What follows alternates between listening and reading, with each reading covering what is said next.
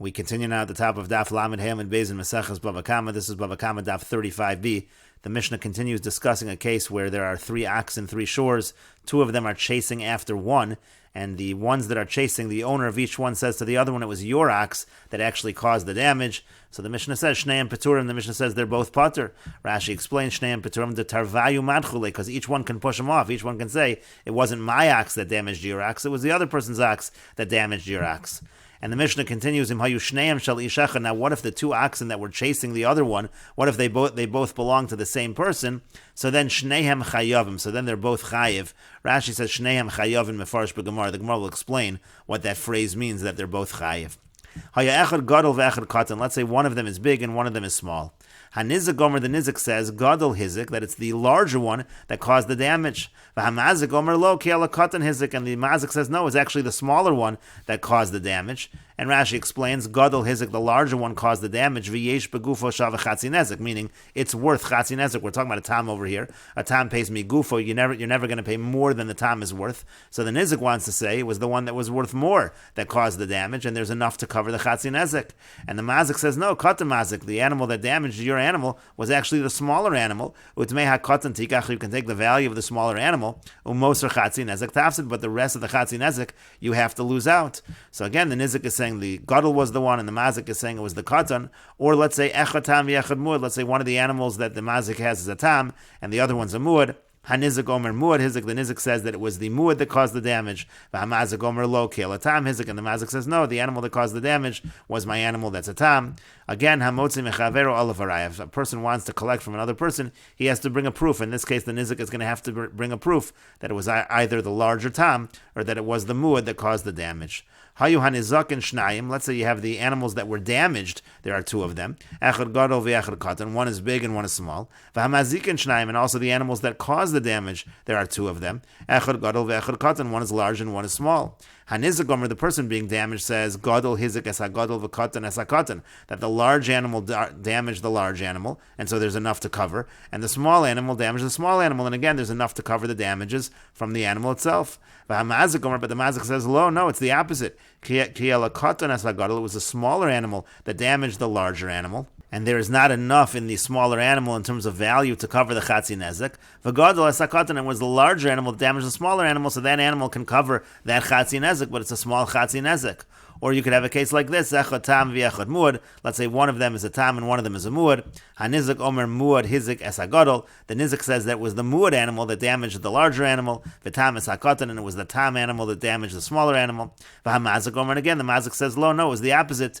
Ki ela tam es hagadol, it was the tam that damaged the larger animal, so the chatzi nezik is going to be less. Umuad es hakatan, and the muad is the one that damaged the smaller animal, so that's a nezik shalim, but it's a small nezik shalim. Again, the Mishnah says hamotzi mechaver olav arai. In this case as well, in these cases as well, the rule is hamotzi mechaver olav arai. The nizik has to bring a proof in order to collect. And the Gemara says, Amar Rabbi Chia bar Abba, Rabbi Chia bar Abba says, Zos Omeris, this proves, Chalukim olav chaver of al sumchas, that the colleagues of sumchas, they disagree with him. The Amar Kasumchas says, Maman hamutal b'safek cholkin, that if you have money where there's a doubt, you divide the money, but our Mishnah is not saying to divide the money. In our Mishnah we have a case of a doubt, and we're saying, Hamotzi mechavero, olav haraya. You see that the Rabbanan disagree with sumchas. Amar le Rabbi Abba bar Memel, Rabbi Chia bar Abba. Rabbi Abba bar Memel said to Rabbi Chia bar Abba, Amar Sumchas afilu bari ubari. Did Sumchas say his halacha even in a situation where both sides are certain? And what the question is that if Sumchas did not go so far as to say his halacha even when both sides are certain, it could very well be that we're talking about in our Mishnah a situation where they're not really disagreeing with Sumchas. Maybe Sumchas would actually agree in a situation of bari ubari. Amar le said to him, no, yes, Amar Sumchas afilu bari ubari. Sumchas said his halacha even in a situation where both sides are certain. Still he said to split it, and our Mishnah disagrees with that. And the Gemara says, but how do you know that our Mishnah is talking about bari and bari, that you're saying that from the fact that Rabbi Chia bar Abba said that our Mishnah disagrees with Sumchas, it must be that Sumchas said his halacha even by bari ubari. That implies that the Mishnah is by bari and bari. How do we know that? The Katani, because the wording of the Mishnah is as follows: Zeh omer shor chehizik. This one said your shor did the damage. V'zeh omer lo ki, and the other one said no, that's not the case. That sounds like it's talking about a situation of bari ubari. And Rashi explains al sumchis again. The Rabbanan disagree with sumchis. Damar lakamon. Sumchis says later on bebraisa begemara b'shor shanagay chasapara. He says later on in the braisa maman hamutal b'safik cholkin that if you have a doubt about the money, you split it. Umimas nizin shaminan dechalukim alav chavera. From our Mishnah we see that the Rabbanan disagree with sumchis. The katani hamotzi mechavera, because our Mishnah says you don't apply the rule of cholkin, but you apply the rule of hamotzi mechavera all of a raya. And then the Gemara said, Amar sumchis afilu bari ubari. Did sumchis say his halacha that you split it even when both sides are certain? The shneim toanim tainas bari, meaning both sides are certain about their claim. Meaning, even if the person who's making that claim, even if the person rather who's being claimed from says, I am certain that I'm not chayiv, nevertheless, kevan delebedina mesafka, since it's a suffer to the court, ikamar kushta, if he's saying the truth or not, cholkin, you split it. Because you're saying our Mishnah is not like sumchis, and again, the assumption, as we're going to see in a moment, is that our Mishnah is talking about bari ubari, and so therefore in our Mishnah, if our Mishnah is disagreeing with sumchis, it sounds like sumchis would say his halacha of splitting it, even in a situation of bari ubari, meaning even where the person who's being claimed from is certain that he does not owe the money, still he's going to have to pay half according to sumchis. Low key, and again, the proof from our Mishnah that it's bari ubari is because the response of the person being claimed from is low key. Mashma de pshita le de v'salalaka. When you say low key, it sounds like the person is saying, I know for sure, I am certain that your animal got damaged by a rock and was not damaged by my animal. And the Gemara continues, Maskif lo Rapapa. Rapapa asks the following question, Midureisha bari ubari, from the fact that the first part of our Mishnah is talking about bari ubari where both sides are certain, Seifa nami bari ubari. So the end of our Mishnah also would be talking about where both sides are certain. Ema Seifa, let's take a look at the end of our Mishnah. Hayachad gadol ve'echad katan, if one of the animals was big and one was small, nizik omer gadol hizik, the nizik says that it was the larger animal that caused the damage. Umazik omer lo ki ala katan hizik. The Gemazik says that's not true. It wasn't the larger animal that did the damage, it's actually the katan, it's the smaller animal. Or echad tam v'echad muad, let's say one of the animals was a tam and one was a muad, nizik omer muad hizik. The nizik said that it was the muad that caused the damage, v'amazik omer lo ki ala tam hizik, and the mazik says no, it was the tam that caused the damage. Hamotzi mechaver all of haraya. Again, the Mishnah said that the halach is hamotzi mechaver all of haraya. And so the Gemara now infers, Halo Maisi Raya, if there was no proof that was brought, so Shakal Kedamar Mazik, apparently the person would collect according to the Mazik's claim, meaning the Mazik is saying it was the smaller animal, the Mazik is saying it was the tam that did the damage, and apparently the Nizik would at least collect according to what the Mazik says. But if that is the situation, that here we're talking about a case of a bari claim, the Mazik is saying with certainty that again it wasn't, let's say, the larger animal, but it was the smaller animal, so name what to have it to Yufta de Rabba Bar Nasan. Let us then say that this Mishnah actually refutes the position of Rabba Bar Nasan. The Amar, because Rabba Bar Nasan said, Ta'anu chitim, let's say there's a claim made against somebody that he owes wheat. V'hodelo b'sa'orim. And then the person admits, he says, I don't know wheat, but he admits that he owes sa'orim, he admits that he owes barley. So Rabba Bar Nasan says, Pater, Rabba Bar Nasan says that in that case, the person is Pater, doesn't even have to pay sa'orim, because there was never a claim being made for sa'orim. It's almost as if the person forgave such a claim of sa'orim. And over here in our Mishnah, we're not saying that. We're not saying that. Here in our Mishnah, the Nizik is claiming that it was the Gadol. He never claimed that it was the Katan, and yet we're saying that the Mazik, if he says it's the Katan, he does have to pay according to what he said. He does have to pay according to the Katan, and that's only going to work. That's only a proof against Rabba Bar Nasan if you're going to say we're talking about Bari Ubari. Because if you're going to say that in our Mishnah we're talking about Bari Ushema, then you could always make a distinction. You can say that Rabba Bar Nasan's halacha was specifically by Bari Ubari, because the person specifically said you owe chitim and not sa'orim. But by Bari and Shema, where he's saying maybe you do owe sa'orim, he's not certain about it, so then Rabba Bar Nasan would never have said his halacha. And so the Gemara now says, Ella, rather you have to say, in order for our Mishnah not to be a refutation of Rabba Bar Nasan, you have to say, Bebari v'Shema. It must be that our Mishnah is talking about a case of Bari and Shema. That way will not be a refutation of Rabba Bar Nasan. But the Gemara says, "One the Ka'amar Bari Man." Well, who's the person who's certain? Is it the Mazik or the Nizik? And the Ka'amar Shema Man, who's the person who's not certain? Is it the Mazik or the Nizik? Inema the Ka'amar Nizik Bari v'Ka'amar Mazik Shema. Now, if you're saying that the Nizik is certain, meaning the Nizik is saying, "I know that it was the larger animal and not the smaller animal," and the Mazik is the one that's uncertain, so Akati le'metavet yufta de Rabba Bar Nasan. That would still be a refutation of Rabba Bar Nasan, because again, in that situation, the Nizik is Bari. He's certain that it was the larger animal and not the smaller animal. animal. Rabba Bar Nosson would say, therefore, the mazik does not have to pay according to what he is saying, because the nizik already has dismissed that claim. He was certain it wasn't the smaller animal. Why should the mazik have to pay the smaller animal, according to Rabba Bar Nosson? So the only way to make it fit with Rabba Bar Nosson, Ella, rather you have to say, to come our nizik shema v'kam our mazik bari. The case in the Mishnah is that the nizik is saying shema. He's not really sure. He thinks it's the larger animal, but maybe it's the smaller animal. That would fit with Rabba Bar Nosson, because now it's possible to make the mazik pay according to what he himself is claiming. But if you're going to say that, if at the end of the Mishnah, in order to make it fit with Rabba Bar Nosson, you're saying the cases where the nizik is a shema, the nizik is not sure, and it's the mazik that's bari, so Reishanami nizik shema mazik bari. Now you got to go back to the beginning of the Mishnah and say also in the beginning of the Mishnah, the nizik is not really sure. V'yamar sumchis afilu baha, and sumchis would say even in this case, that doesn't make any sense. Sumchis would say in a situation where the nizik is not sure, that now you split it, you don't have to bring a proof, the nizik just gets to collect half. Ditzdarech lashminan delo, and then we have to teach us that that is not the case, that our Mishnah is not like Sumchis. Sumchis would have never said in that situation. And so the Gemara says, lo, no, seifa nizik shemu mazik bari. What you'll have to say is as follows. At the end of the Mishnah, we're talking about a situation where the nizik is a shem and the mazik is a bari. And again, we have to say that so that it's in line with Rabba Bar Nosson. Since the nizik is not sure, so therefore the mazik will have to pay according to what he says happened, meaning it was the smaller animal or the tam. But reisha nizik bari mazik shema. But the reisha is the reverse. The reisha is a situation where the nizik actually is certain, and it's the mazik that's a shema. And since the nizik is certain, that's why Sumchis would say that the nizik is entitled to half. That's why he would say cholkin. And the Mishnah is saying, not like Sumchis, the Mishnah is saying, nevertheless, hamotzi mechavero olav haraya. But the Gemara says, v'lo damya reisha l'seifa, but if that's how you're learning the Mishnah, the reisha and the seifa are not similar to one another, because it's a different person being the bari and a different person being the shema.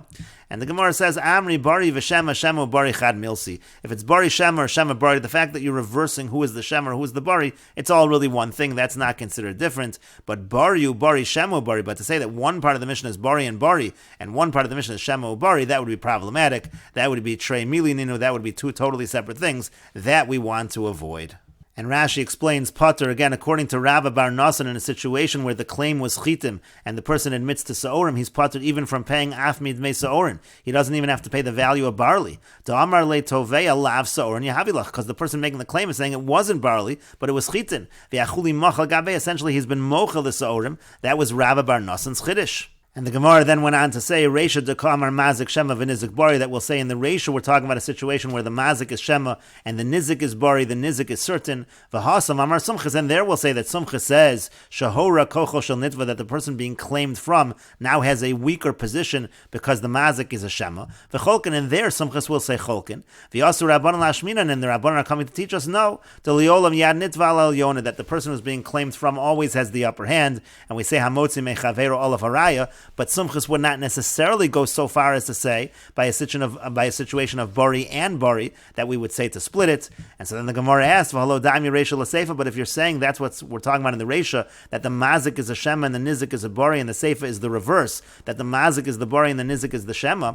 V'kevan the sof la b'chad milsa mukmaslu. If you're already not saying that they're identical, shaper matzir Rabbi Chia bar Abba lu'ukmei l'reisha b'bari ubari. So Rabbi Chia bar Abba might be correct in saying that the first part of the Mishnah is bari and bari, and that Sumchis does go so far as to say that we split it even in a situation where both sides are bari. Ulamivshat the Sumchis hafilu b'bari ubari amar, and to say that Sumchis said his halacha even by bari and bari. Umayaskafti the Rav Papa, and what was Rav Papa asking? That Rav Papa was saying the reisha should be similar to the seifa, and the seifa is bari and shema, and therefore the reisha is also bari and shema, and it's not like what Rabbi Chia bar Abba was saying. What advantage does that have if the reisha and seifa are still not totally identical? And the Gemara said still it is an advantage to say that the reisha is bari and shema and the seifa is bari and shema, even if it's reversed, that one is bari shema and one's shema bari. That's still better than saying that one is bari v'shema and one is bari ubari. And the Gemara continues at the two dots, Kufa, returning to what we said above. Amar Rabba Bar Nosson, Rabba Bar Nosson said, To'anu chitin v'hodelo b'sa'orin pater. If the claim that was made was that you owe me chitin, you owe me wheat, and the person admitted barley, so then he's pater. The Gemara said, "My kamashmalan." Well, what is Rabbi Bar Nosson teaching us? Tanina, we already learned that in a Mishnah. To'anu chitin v'hodelo b'sor. In Potter, it says that if the claim was made of wheat and the person admits by barley, the person is Potter. It seems to be identical. The Gemara says, "No, imei hasam hava amina Potter midmei chitin v'chaya b'dmei sor." And if you only had the Mishnah, I might think it means he's Potter from paying for wheat, but he does have to pay for barley. Kamashmalan the Potter lagarmi. That's what Rabbi Bar Nosson is teaching, that the person is entirely Potter, doesn't have to pay even the value of barley. And the Gemara continues, Tanan, we learned in our Mishnah, if the animals that were damaged, there were two of them, one was large, one was small, etc. There's then a dispute between the mazik and the nizik, which animal damaged which animal. And so the Gemara infers, that if the nizik does not bring a proof, because the Mishnah said, in order for the nizik to collect, he needs to bring a proof. But if he doesn't bring a proof, shakal kidukamar mazik. It sounds like the Mishnah is saying that the nizik collects according to the terms that the mazik laid out. And so the Gemara asks, Amai, why should that be true? It should be the same case as Rabbi Bar Nosson of wheat and barley, and therefore essentially the nizik is saying that this is what happened and not what you're saying is what happened, and the mazik is saying something else happened, and therefore the mazik should not have to pay anything according to Rabbi Bar Nosson. Why does the Mishnah imply that the mazik does have to pay according to what he said happened? And the Gemara answers to that, Roi litol ve'en lo. What it really means is that if he brings a proof, if the nizik brings a proof to his position, he'll be able to collect, but otherwise he actually will not collect anything at all. Rashi explains, Roy lito li maisi rai, if the nizik brings a proof, he collects.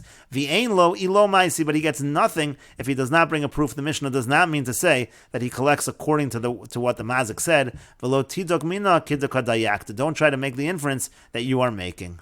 But the Gemara continues, V'atanya, but we learned in a Brisa not like that. Because it says in the Brisa, Hareza mishtalim ala kotan min hagadol. It says that the mazik pays on the small one from the large one, as he said. Ulagadol min hakotan, and he pays for the large one from the small one, as he said. And so therefore, again, that Brisa clearly is not like Rabbi Bar Nosson. It's saying the mazik does have to pay. If no proof is brought against the mazik, then the mazik pays according to what he said. And the Gemara says to that, the Tafas, the Gemara says to that, that's just talking about a situation where the nizik already grabs, he takes from the mazik what he thinks he's owed. At that point in time, once he already has it in his possession, he's able to keep it if it's in accordance to what the mazik said. And the Gemara continues, Tanan, we learned in the Mishnah in the next case, let's say one of the animals was a tam, one was a muad, hanizik omer muad, hizik esagadol, the nizik says the muad damaged the larger animal of mine, v'tam esakotan, and your tam damaged my smaller animal, v'hamazik omer lo ki el tam esagadol muad esakotan, and the mazik says no, it was the tam that damaged the larger animal, the muad damaged the smaller animal. Again, the Mishnah said, amotzi mechaver all of haraya. Again, it said that the nizik has to bring proof if he wants to collect. And again, the Gemara asks the same question, halo maisi raya. If the nizik doesn't bring any proof, shakil kidukamar mazik. Again, it seems that he does collect at least according to what the mazik said, meaning we assume that what the mazik said was correct, that the tam injured the gadol and the muad injured the katan. And again, the Gemara asks on Rabba Bar Nosson ve'amai, why should this be true? Chitinu so'orininu, it's again a case of wheat and barley, and therefore, again, in such a situation, you don't have to pay the barley according to Rabba Bar Nosson. And we will continue with this discussion in the next video on Daf Lamed Vav Amud Aleph.